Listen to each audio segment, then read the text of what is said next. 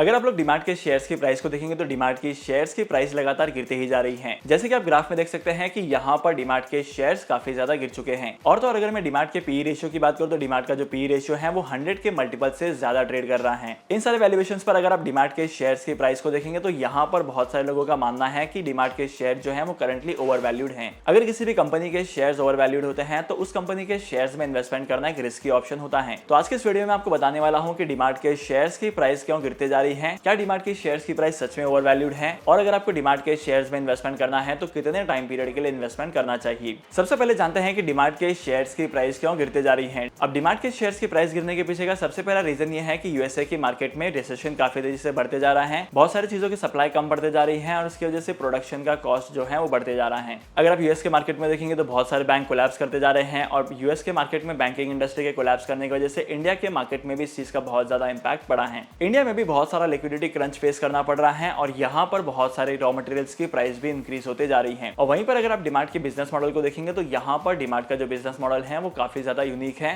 DMart consumer को ऐसे goods बेचता है जिसकी रॉ मटेरियल की प्राइस लगातार इंक्रीज होते जा रही है और वहीं पर प्रॉफिट मार्जिन की बात की जाए तो प्रॉफिट मार्जिन भी कम होते जा रहा है। और इन सारी चीजों की वजह से डीमार्ट का जो रेवेन्यू है वो धीरे धीरे कम होते जा रहा है और इसी की वजह से कंपनी के शेयर्स की प्राइस भी गिरते जा रही है।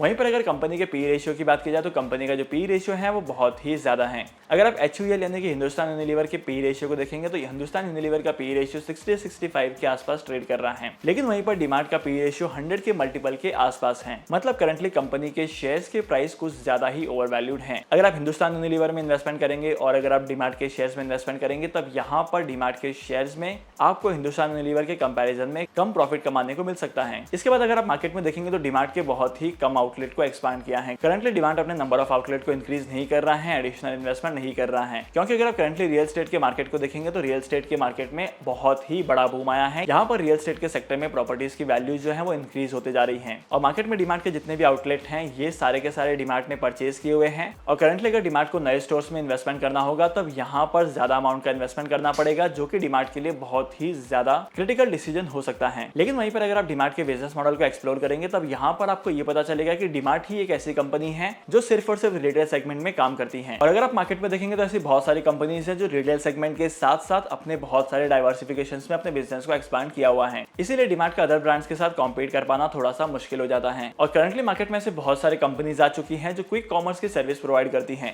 हाल ही में टाटा ग्रुप ऑफ कंपनीज ने बिग बास्केट को अक्वायर कर लिया था और रिलायंस ने भी जियो मार्ट के नाम से अपनी सर्विसेज लॉन्च कर दी है और इसके अलावा भी मार्केट में बहुत सारे कॉम्पिटिटर्स हैं। और वहीं पर अगर करंट सिचुएशन की बात की जाए तो करंटली डीमार्ट के शेयर्स में इतने ज्यादा प्रॉफिट दिखाई नहीं देंगे, क्योंकि डीमार्ट के सामने जो सिचुएशन है वो बहुत ही ज्यादा टफ है। होप करता हूं कि अभी तक की वीडियो में आपको ये तो पता चल गया है कि डीमार्ट के शेयर्स की प्राइस के गिरने के पीछे का रीजन क्या है। लेकिन अगर आप लोग डीमार्ट के शेयर्स में इन्वेस्टमेंट करते हैं तो आपको इन्वेस्टमेंट करना है, नहीं करना है, कितने टाइम के लिए इन्वेस्टमेंट करना है, इसके बारे में भी जान लेते हैं। सबसे पहली बात तो यह है कि आप डीमार्ट के शेयर्स में अगर इन्वेस्टमेंट करते हैं तो आप अपने इन्वेस्टमेंट के पोर्टफोलियो को डाइवर्सिफाई कर सकते हैं। और करंटली डीमार्ट के शेयर्स की प्राइस गिरते जा रही है तो यहाँ पर इस चीज का बेनिफिट भी आपको मिलेगा। और इसके बाद सेकंड इंपॉर्टेंट चीज ये है कि अगर आप डीमार्ट के शेयर्स में इन्वेस्टमेंट करते हैं तो आपको सिर्फ और सिर्फ लॉन्ग टर्म के लिए ही इन्वेस्टमेंट करना है। अगर आप लोग शॉर्ट पीरियड ऑफ टाइम में इन्वेस्टमेंट करते हैं और आपको लगता है कि डीमार्ट के शेयर्स में आपको प्रॉफिट कमाने को मिलेंगे तो ये थोड़ा सा इम्पॉसिबल सा लगता है, क्योंकि करंट मार्केट कंडीशन के हिसाब से मार्केट में रॉ मटेरियल की प्राइसेस भी इंक्रीज होते जा रही हैं और यहाँ पर आपको बहुत सारी डिफिकल्टीज फेस करनी पड़ सकती हैं।